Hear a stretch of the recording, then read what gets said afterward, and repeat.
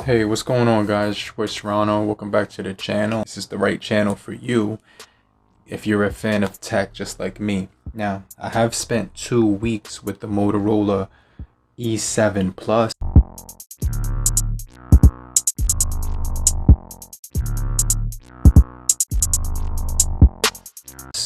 This is a budget device, entry-level price point, comes in at $150 to $160.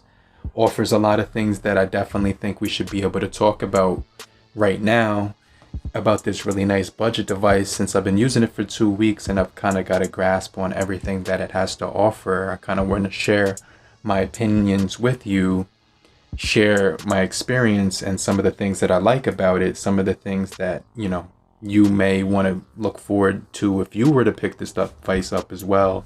My performance with it, what I think about the build quality, overall features, things of that nature. So if that sounds like something that's going to interest you, then stay to the end of the video and welcome to the crew.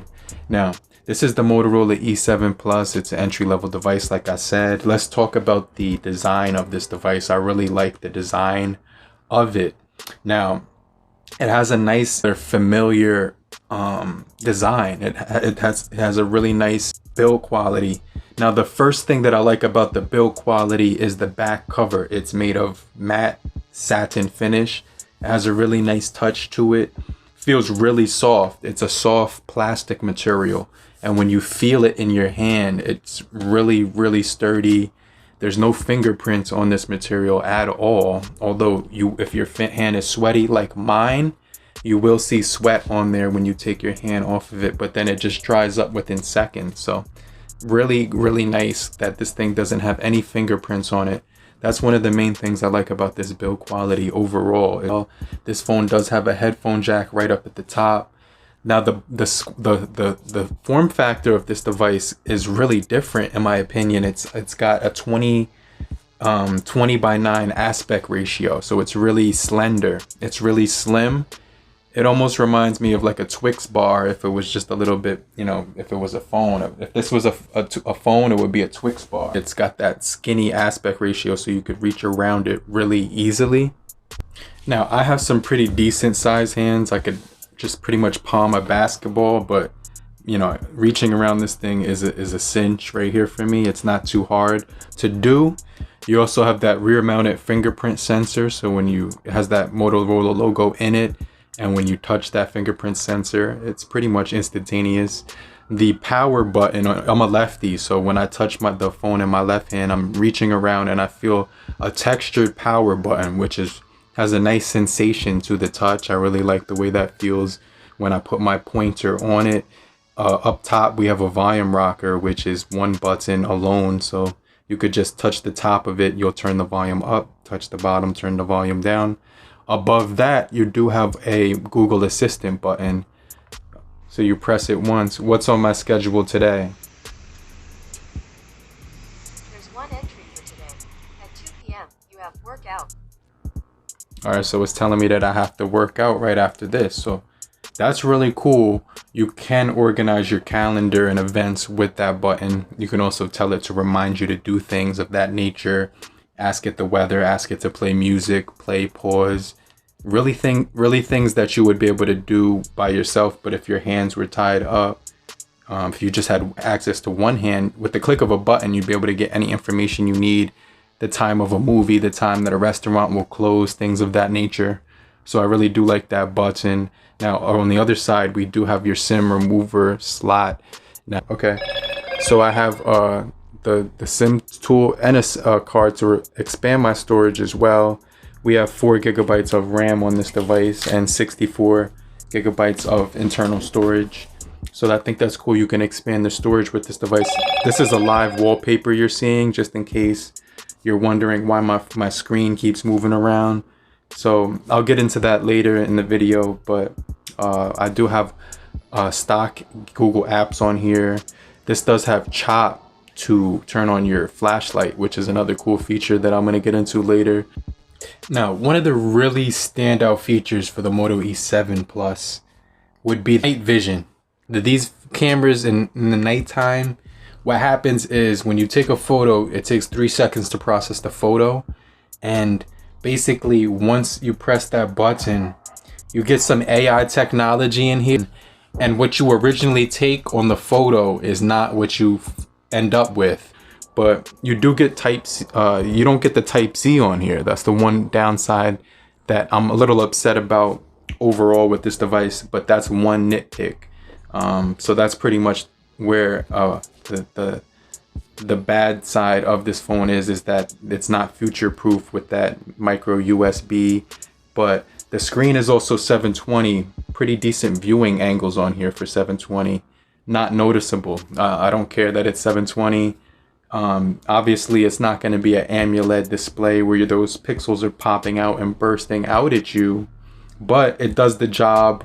And it's got a really nice display on here, really colorful, really bright.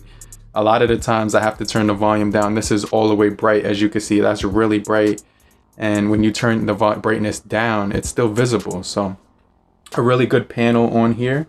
So I like using this device overall. It's got a really nice build. It's got like this boxy shape to it that I have been noticing. So that's one of the things that I kind of like. It's kind of reminding me of, you know, like the shape of the new iPhones in a way, but not too crazy. How it's still got that curve on the back. So they didn't give you that dramatic square.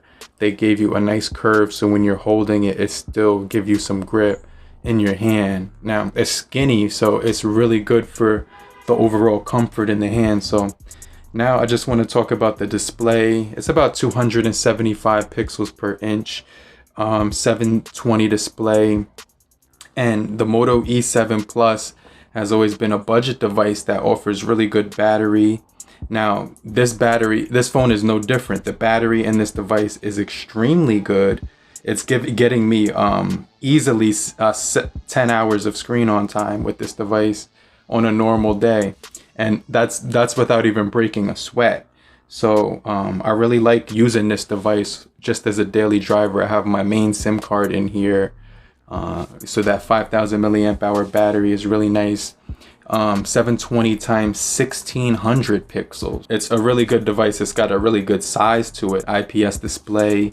The display is 6.5 inches. Now, I like the display on here. It gets bright. When you have to dim it down, it's really good as well for reading. You also do get a reading mode on here for a dark mode as well. Wi-Fi calling for people that need Wi-Fi calling in the house when your connection is really bad. You can connect to that.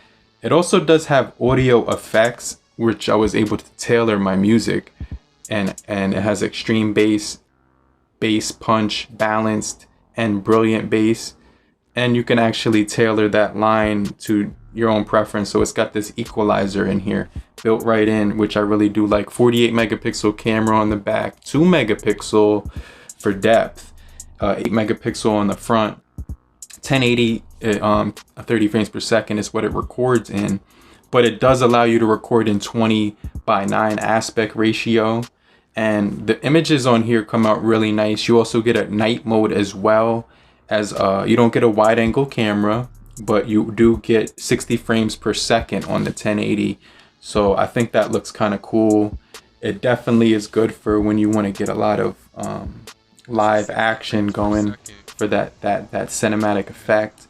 10 watts fast charging on this device, so it's gonna be really slow for charge. It's gonna take about 2 full hours to completely charge it from 0 to 100. But for the price of this device, it's got some really good things about it. The number one thing that I was surprised about overall, when I read that this device was a Snapdragon 460, that didn't seem impressive on paper, but in real life performance, when it comes to gaming, the Snapdragon 460 is actually one of the best mid-range entry-level budget chips. It's smooth as butter. This thing is running Android 10. It's got the 11 nanometer processing chip, the Snapdragon 460 from Qualcomm, which is really smooth, really nice. Also, the GPU is the Adreno 610. So Smooth performance on this device. You also get expandable storage up to 2 gigabytes as well. Something that I really do like having an option of. This device also does come in the blue color and the bronze. This is the amber bronze. It also does come in the navy blue as well. Fingerprint sensor as well as facial recognition, but like a U drop at the top. You can't see it because the screen is white, but look at that. It's almost an all-screen display. Bezels are very minimal. I really like this textured power button on here. Overall, I really like the build quality, performance. Cameras are really good on here too for the price. Impressive device from Motorola once again. Man, I like using it. It's been my daily driver for 2 weeks now, and I have no bad things to say about it, except I'm really not sure why they put the USB on here, but I guess that was to cut costs, and I could see how they did do a good job cutting. This is the Motorola E7 Plus. I respond to every comment, so make sure you comment down below, and if you made it this far and watched the whole video, showed your support, I thank you. Salute. It's your boy Serrano. This is the Moto E7 Plus. Let me know down below what you think about it in the comment section. I respond to every single comment. But if you're new to the crew, then subscribe, get notified, and this is the right place for you. But in the meantime, stay locked in with me, and I'll check you guys later. Peace.